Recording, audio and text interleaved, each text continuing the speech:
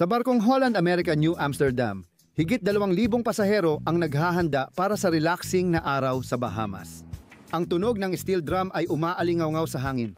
Hinahalo ang mga cocktail. Naglalagay ng sunscreen ang mga tao. 4 na palapag sa ibaba, sa loob ng barko, 2 lalaki ang nagtatrabaho, 1 inhinyero at 1 tagalinis ng engine room. Gumagawa sila ng karaniwang maintenance sa sistema ng imburnal. Wala namang kakaiba. Isa lang itong ordinaryong araw sa engine room. Pero may kakaiba. Una, nakarinig ang mga lalaki ng malalakas na kalabog mula sa kabila ng silid. Pagkatapos, makalipas lang ang 8-6 na segundo, natagpuan na lang nila ang kanilang sarili sa isang kumukulong. Mainit na bitag ng kamatayan na wala ng labasan. Ito ang kwento ng nangyari sa New Amsterdam. Isang kwento ng matinding pagkabigo ng makina.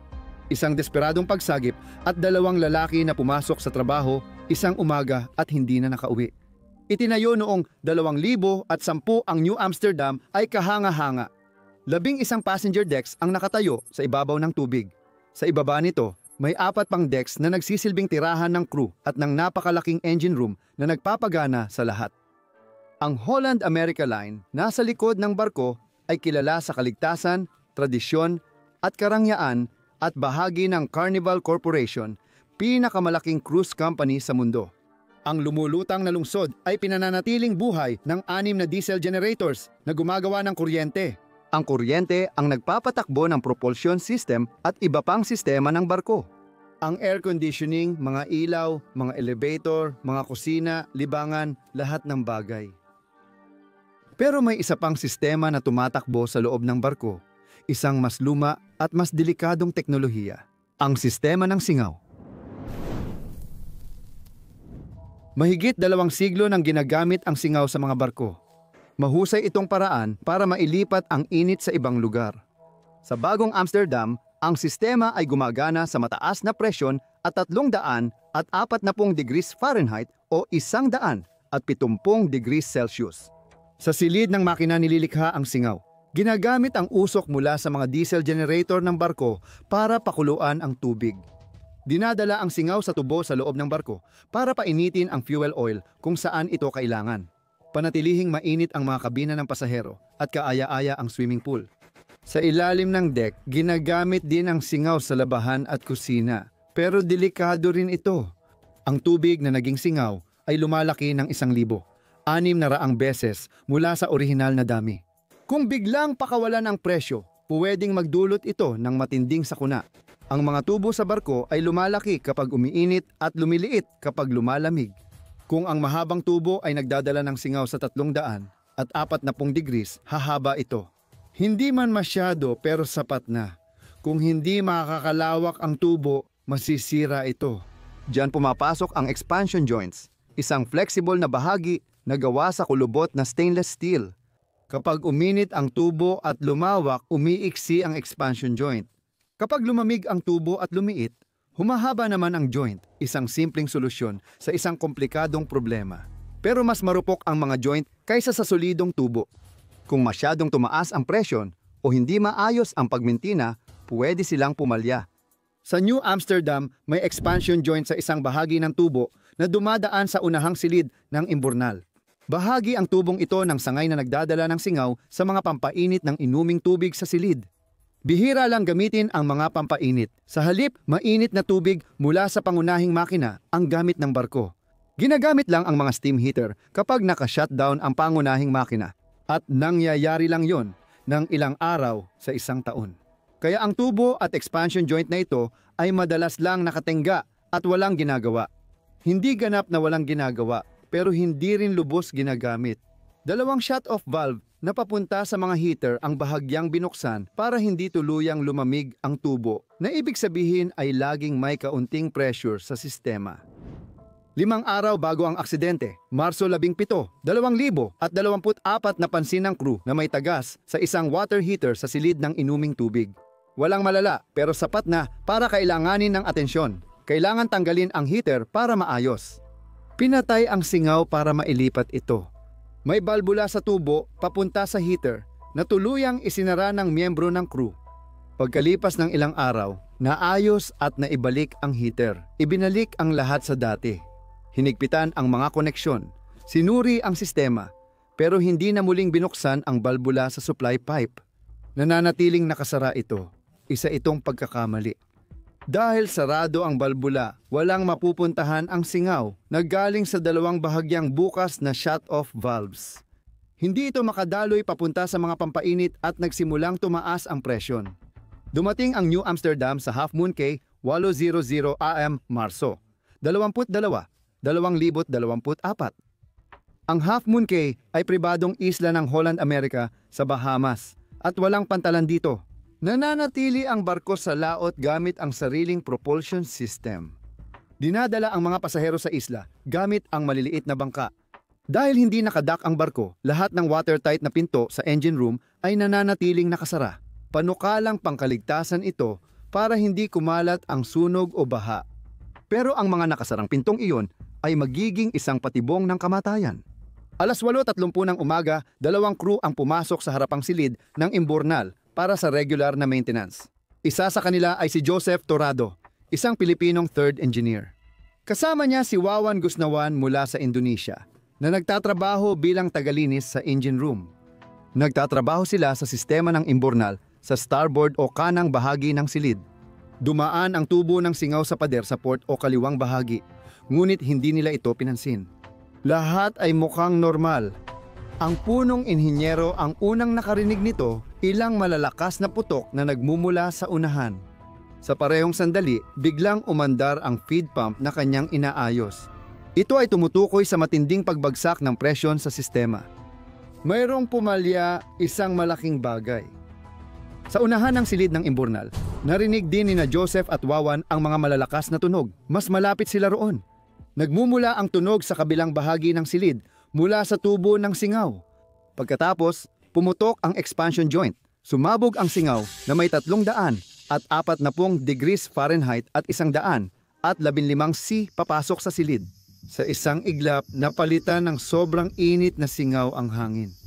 Malamang, hindi na nakakita o nakahinga ang dalawang lalaki nang mapuno ng singaw ang silid. Nasusunog na ang kanilang balat at baga at ilang segundo lang ang meron sila para makalabas. Tumakbo sina Joseph at Wawan papunta sa mga pinto. May 2 pinto palabas sa unahan ng silid ng imburnal. Pinto 3 papunta sa silid ng inuming tubig at pinto 4 papunta sa hulihang silid ng imburnal. Mabigat at hindi tinatablan ng tubig ang 2 pinto, parehong nakasara. Sinubukan nilang buksan ito. Mahirap buksan ng mano-mano ang mga pintong hidroliko dahil ginawa ang mga ito para sa hidrolikong presyon. May manual override, isang hand pump, pero matagal itong gawin. Wala silang oras. Ang singaw ay nasa lahat ng dako na ngayon. Mabilis na tumataas ang temperatura sa loob ng kwarto at bumababa ang antas ng oxygen. Nagsimula ang operasyon ng pagsagip siyam 13 nang tumunog ang alarma sa barko. Sa control room ng makina, may alarmang nagpakita ng tagas ng kuryente, posibleng dahil sa kahalumigmigan o pinsala. Kasabay nito, tumunog ang fire alarm sa silid ng makina. Lahat ng smoke detector sa unahang silid ng imburnal ay na-activate. Sa tulay napansin ng mga opisyal ang alerto at pinatunog ang unang emergency alarm. Na-activate nito ang tinatawag na fire roll. Ang bawat tripulante ay may tungkulin tuwing sunog at 4 na fire team ang agad nagtipon. Sa engine control room, ang duty engineer ay minomonitor ang integrated alarm at control system. Sinusubaybayan ng network na ito ang lahat ng teknikal na sistema sa barko at may nakita siyang nakakabahala. Ang presyon sa steam system ay bumaba mula 115 C hanggang 70. Ang malaking pagbagsak na iyon ay nangangahulugan na may malaking tagas sa kung saan. Naintindihan ng punong inhinyero ang nangyari matapos marinig ang mga pagsabog at makita ang reaksyon ng feed pump. Hindi ito sunog, ito ay tagas ng singaw. Inutusan niya na isara ang steam isolation valve. Ang balbula na ito ang nagkokontrol ng singaw papunta sa unahan ng barko. Pagkatapos, minuto kada minuto, unti-unting lumitaw ang tunay na nangyari. 1 minuto matapos ang unang alarma, 4 na fire team agad nagsuot ng suit at breathing apparatus, handang tumugon sa sunog. Nakarating ang grupo ni Joseph at Wawan sa likurang silid ng imburnal. Sa likod ng unahang silid, nilapitan nila ang pintuan 4 at tinangkang buksan. Bahagyang bumukas ang pinto at lumabas ang mainit na singaw na may mataas na presyur. Tinamaan ng crew kaya umatras sila at nabitawan ang kontrol sa pinto. Mabilis na sumara ang mabigat na pinto ng malakas. 20 na nang mapansin na hindi pa si Jose nakakapag-report sa assembly point. Nawawala siya. Itinalaga ang unang inhinyero bilang commander sa insidente. Siya ang namahala sa paghahanap, nagsimula sa unahan ng silid ng imburnal kung saan nanggagaling ang alarma. Pagkaraan ng 6 na minuto, narating nila ang dulo ng imburnal. Tinangkarin niyang buksan ang pinto 4 pero hindi niya kinaya dahil sobrang init. May dala siyang thermal camera kaya itinapat niya ito sa pinto. Nagbasa ito ng 212 degrees Fahrenheit o 100 degrees Celsius. Pagsapit ng 30, natukoy na ang lahat ng crew maliban sa 2. Kaya mas naging agarang ang pagsagip. 2 ang natrap doon. Sinubukan ng mga fire team na buksan ang mga pinto mula sa magkabilang panig. Pinto 3 mula sa silid ng inuming tubig sa harap at pinto 4 sa likuran. Tuwing bahagya nilang nabubuksan ang alinman sa mga pinto, lumalabas ang singaw at napipilitan silang umatras. Pagkatapos muling nagsara ang pinto, sa huli nabuksan nila ng kaunti ang pinto 3. Agad na napuno ng singaw ang silid ng inuming tubig at napilitan ang grupo na umatras sa pamamagitan ng emergency exit. May grupo ring nakabukas ng bahagya sa pinto 4 at pinanatiling bukas ito sandali. Napuno ng singaw ang silid ng dumi kaya kinailangan din nilang lisanin iyon. Ang problema ay ang silid ng dumi sa unahan, kung saan pumutok ang tubo ay puno pa rin ng singaw. Kahit putol na ang supply ng singaw, mainit pa rin ang silid. Tuwing bumubukas ang pinto, biglang lumalabas ang singaw papunta sa katabing silid. Hindi makapasok ang mga fire team. Noong 44, nagbago sila ng taktika at binuksan ang 2 pang pinto sa deck para mapabuti ang daloy ng hangin. Pagkatapos tinaasan nila ang ventilasyon ng mga fan sa pinakamataas na antas. Muli, nagawa ng fire team na bahagyang buksan ang pinto 3 pero kinailangan na naman nilang umatras. Lumipas ang mga minuto habang patuloy silang sumusubok at lalong naging desperado ang sitwasyon. Alam ng mga tagapagligtas na may 2 lalaking natrap at nauubos na ang oras, pero hindi pa rin nila mabuksan ang mga pinto. Hindi gumagana ang hand pump na dapat magbukas ng mga pinto ng mano-mano, maaaring dahil sa sobrang init ng hydraulic oil o maling pressure. Kahit ano pa ang dahilan, hindi talaga bumubukas ang mga pinto. Noong 10:08, halos 30 minuto matapos pumutok ang tubo, nabuksan na rin nila ang pinto 3. Natagpuan nila ang unang biktima sa loob lang ng silid ng dumi sa unahan. Malapit siya sa labasan at sinusubukang makalabas. Noong 10:16 muling nagsimulang magtrabaho ang mga bumbero mula crew 3 at 4 sa kabilang pinto upang mas buksan ito. Nang nabuksan na nila ito, nang sapat ang lapad, natagpuan nila ang pangalawang biktima. Sinubukan din niyang makatakas. Ayon sa automatikong fire detection system ng barko, inabot lamang ng 8-6 na segundo mula sa unang alarma hanggang sa tuluyang mapuno ng singaw ang silid. Pero paano nga ba nagkaganito kalala ang lahat? Para masagot ang tanong, agad nagsagawa ng investigasyon matapos ang aksidente. Sa ilalim ng deck, malawak ang pinsala. Napakatindi ng init kaya't natuklap ang pintura sa pader at natunaw ang mga plastic na smoke detector at lampshade. Nabiyak pa ang fiberglass na tangke dahil sa init. Ininterview ng Dutch Safety Board ang tripulante, sinuri ang sistema ng barko, nirepaso ang maintenance records at inanalisa ang pumalyang expansion joint. Nalaman nilang maraming magkakasunod na salik ang nag-ambag, hindi lang iisang dahilan. Una, may balbula na naiwan na nakasara matapos ang pagkumpuni ng heater. Dahil dito, lumampas sa kayang tiisin ng materyales ang presyon sa tubo. Sa huli, pumutok ang expansion joint at napuno ng singaw ang kwarto. Pangalawa, may kinalaman din ang mismong katangian ng tubo. Bihira itong gamitin. Kaya pa ulit-ulit itong umiinit at lumalamig. Nagdulot ito ng stress sa metal sa paglipas ng panahon. Pangatlo, kapag lumamig ang singaw, nagiging tubig ulit ito. Pwedeng maipon ang tubig na ito sa loob ng tubo. Kung biglang pumasok ang singaw, pwedeng maging marahas ang resulta na magdudulot ng shock waves sa sistema na maririnig bilang malalakas na putok. Lumabas sa investigasyon na ang mga pamamaraan ng barko sa pagsisimula ng steam system ay ginawa para maiwasan ito. Dapat dahan-dahang itaas ang presyon. Sa kasong ito, isang araw na nakasara ang balbula at hindi nasunod ang normal na pagsisimula dahil walang nakaalam dito. Pang-apat, may issue tungkol sa mga nakasarang pintuang hindi tinatabla ng tubig. Ang mga pintuang ito ay nakapagsalba ng buhay sa ibang emerhensya sa pagpigil ng pagkalat ng apoy o baha. Ngunit sa pagkakataong ito, naging hadlang sila sa pagtakas dahil di mabuksan. Panglima, kulang din sa kagamitang pang-emerhensyang panghinga. Walang dalang pang-emerhensyang panghinga ang dalawang biktima dahil hindi ito kailangan sa bahaging iyon ng barko.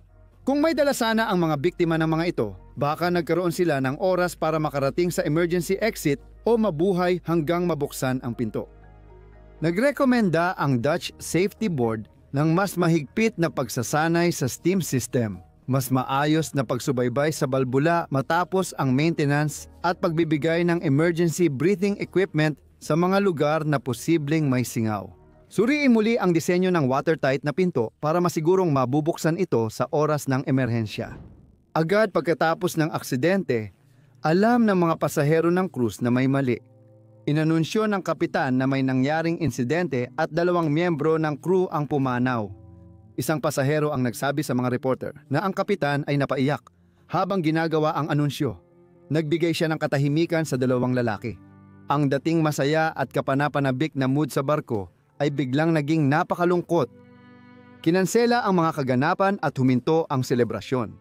May iniwang pamilya ang 2 lalaki, si Wawan Gusnawan na may asawa at 2 anak, at si Joseph Terrado na may mga mahal sa buhay na naghihintay sa bahay. Nagpatuloy ang New Amsterdam sa cruise schedule matapos ang insidente. Sinuri ng independenteng tagasuri ang mga sistema ng barko at kinumpirmang gumagana ang mga ito. Pinayagan ng United States Coast Guard ang mga pasaherong sakay ng barko noong naganap ang aksidente at ang mga crew na tumugon sa emerhensya ay inalok ng counseling. Kung nahanap mong interesante ang video na ito, paki-subscribe na lang. Malaking tulong ito.